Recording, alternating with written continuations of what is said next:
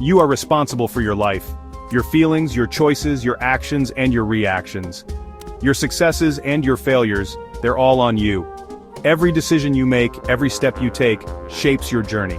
It's easy to blame others, circumstances, or bad luck. It's easy to point fingers and say, it's not my fault. But that's a victim's mentality. It keeps you stuck, powerless, and unable to move forward. Owning your life means taking control. It means standing up and saying, I am in charge of my destiny. It means acknowledging that you have the power to shape your reality. You have the ability to set goals and work towards them. This doesn't mean life will be easy. It won't. You will screw up. You will face challenges. You will encounter obstacles that seem insurmountable. But when you own your life, you're able to learn and grow from those experiences. You become resilient, adaptable, and stronger. You stop seeing setbacks as defeats and start seeing them as opportunities. Opportunities to learn, to improve, and to become better. Think of it like this. You wouldn't expect to get good at playing the piano without hitting a few wrong notes, right? Practice makes perfect. Life is the same way. It's a journey, not a destination. Each step, each mistake, is a part of the process. You learn by doing, and sometimes that means making mistakes. So own your screw-ups, own your bad decisions. They are lessons in disguise. Own your feelings, even the crappy ones. They are a part of you, and they guide you towards growth. Because when you do, you empower yourself to change, to grow, and to create a life that is truly your own. A life that is rich, fulfilling, and uniquely yours. Failure sucks, there's no way around it. It's a universal experience that everyone goes through at some point in their lives. It hurts, it's embarrassing, and it can make you want to crawl into a hole and disappear. The sting of failure can be sharp and lingering. But here's the thing. Failure is also your greatest teacher. It's in those moments of defeat that you find the seeds of growth. It's in those moments of screwing up that you learn the most valuable lessons. These lessons are often the ones that stick with you the longest.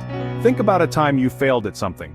Reflect on the emotions you felt and the thoughts that ran through your mind. Maybe you bombed a job interview, feeling unprepared and overwhelmed, messed up a big presentation, stumbling over your words and losing your train of thought, or completely struck out in your personal life, feeling the weight of rejection or heartbreak.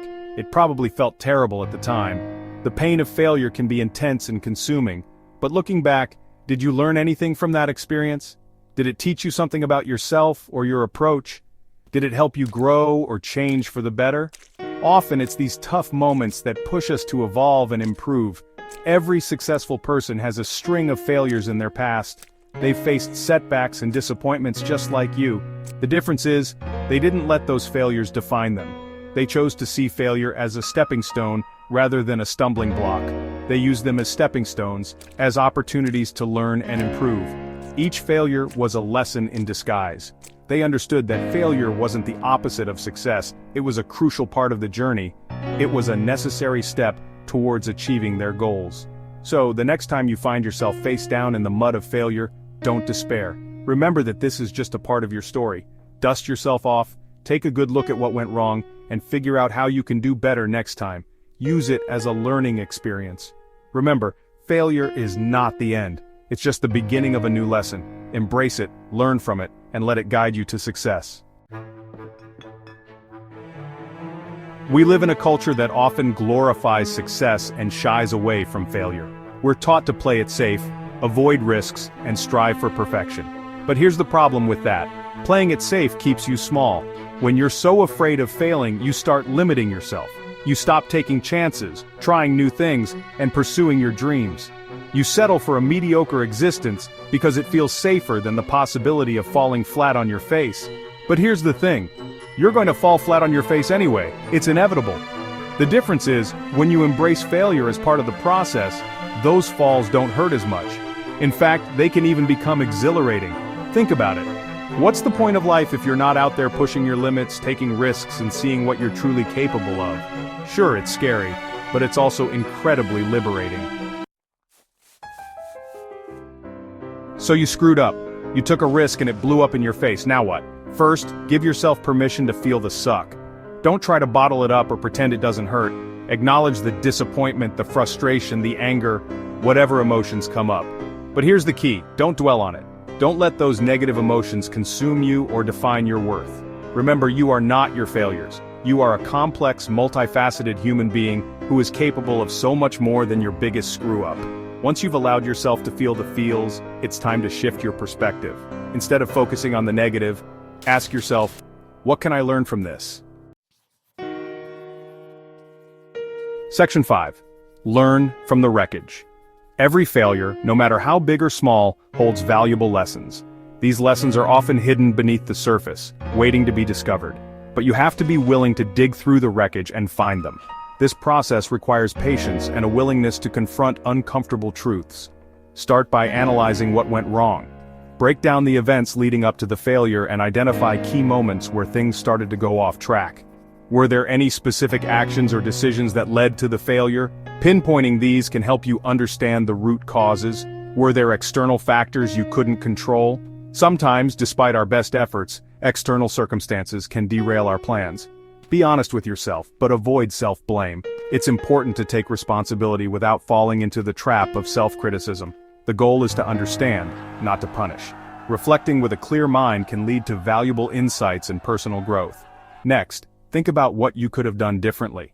Consider alternative actions and strategies that might have led to a better outcome. Were there any red flags you ignored? Recognizing these can help you be more vigilant in the future. Did you take unnecessary risks? Assessing your risk-taking behavior can help you make more calculated decisions. Were there any skills or knowledge gaps that contributed to the failure? Identifying these gaps can guide your future learning and development. The key here is to be specific and actionable. Vague reflections won't lead to meaningful change. Instead of saying, "I shouldn't have trusted that person," try, "Next time, I will be more cautious about who I trust with important information." This approach turns a negative experience into a constructive lesson. Remember, the goal is not to dwell on the past, but to use it as a springboard for future growth. Each failure is a stepping stone on the path to success. By identifying your mistakes and learning from them, you become better equipped to handle similar situations in the future. This proactive approach builds resilience and fosters continuous improvement.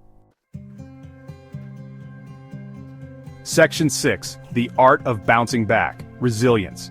It's the ability to bounce back from setbacks, to dust yourself off and keep going even when things get tough. It's a crucial life skill, and it's something you can develop with practice. One of the most effective ways to build resilience is to cultivate a growth mindset. This means believing that your abilities and intelligence are not fixed, but rather, they can be developed through effort, learning, and perseverance. When you have a growth mindset, you see challenges as opportunities for growth. You embrace failure as a chance to learn and improve. You understand that setbacks are not the end of the world, but rather temporary obstacles to overcome. Another important aspect of resilience is self-care. When you're stressed, overwhelmed, or feeling down, it's essential to take care of your physical and mental health. This means getting enough sleep, eating nutritious foods, exercising regularly, and engaging in activities that bring you joy.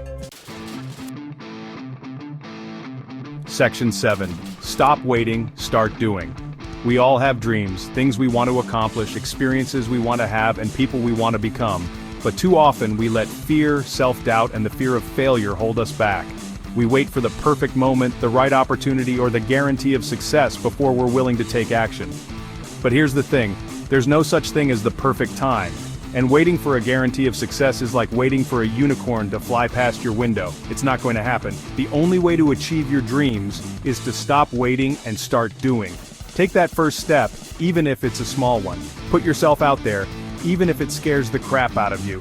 Remember, action breeds confidence. The more you do, the more you believe in your ability to make things happen. Section 8. Find your tribe. Let's face it, failing sucks, and it sucks even more when you feel like you're going through it alone. That's why it's so important to surround yourself with people who support your growth, encourage your dreams, and understand that failure is just part of the journey. Find your tribe. Connect with people who inspire you, challenge you, and make you want to be a better version of yourself.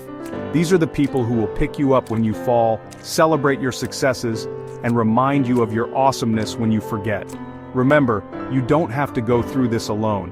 There are people out there who get it, who have been there, and who are rooting for you every step of the way. Section 9. Embrace the journey. Life is messy. It's unpredictable, challenging, and often downright unfair. There will be moments of joy, excitement, and triumph.